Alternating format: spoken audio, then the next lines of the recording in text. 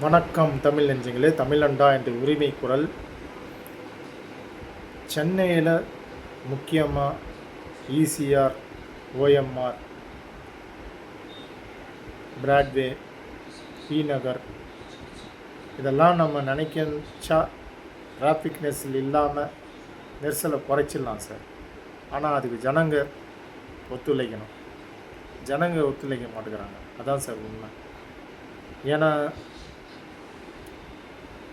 ஒருத்தன் தள்ளுவண்டி வைக்கிறான்னா அந்த தள்ளுவண்டிக்கு பர்மிஷன் யார் கொடுக்குறான்? அந்த கொடுக்கறதுனால அவனோட தள்ளுவண்டி எங்கே நிற்கிதுன்னு பார்த்தீங்கன்னா, ஒன்று பிளாட்ஃபார்மில் நிற்கும். பிளாட்ஃபார்மு அவனோட இடம்தான். அதே போல் கடைகள் இருக்கும்.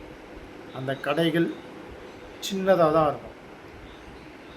ஆனால் அவனோட கடைக்குள்ளே வச்சு வியாபாரம் பண்ண முடியாமல் இடம் இல்லாமல் அவனோட சாமானங்கள் பிளாட்ஃபார்மில் இருக்கும். முக்கியமாக பிரியாணி கடைகள், அதே போல் ஹார்ட்வேர்ஸ், இதெல்லாம் நான் பார்க்குற விஷயங்கள். பேக்கரி. அப்போ ஜனங்க எப்படி நடப்பாங்க? பிளாட்ஃபார்மில் தானே நடக்கணும் ஜனங்க. அதை விட்டுட்டு அவங்க ரோட்டுக்கு வராங்க. அந்த கடைக்கு வரவன் வாகனங்கள் எல்லாம் எங்கே நிற்கிதுன்னா அந்த ரோட்டில் தான் நிற்கிது. இது பத்தாததுக்கு ராங் ரூட்டில் வேறு ஏறி வருவானுங்க பைக்காரனுங்க. சிலது காரே வருது, சிலது ஆட்டோ வருது. இதெல்லாம் அவங்க யோசித்தா டிராஃபிக் நெரிசலை குறைச்சிடலாம். முக்கியமாக யாருக்கிட்டேயும் ஒரு பொறுமையே இல்லைங்க. உண்மையாகவே சென்னையில் இருக்கிற எல்லாம் ஓடிடணும், ரேஸில் ஓடுற மாரி ஓடிக்கிட்டு இருக்கானுங்க. தானுக்கும் சேஃப்டி இல்லை, பாதுகாப்பு இல்லை. உன்னை எதிர்த்து வரவனுக்கும் பாதுகாப்பு இல்லை.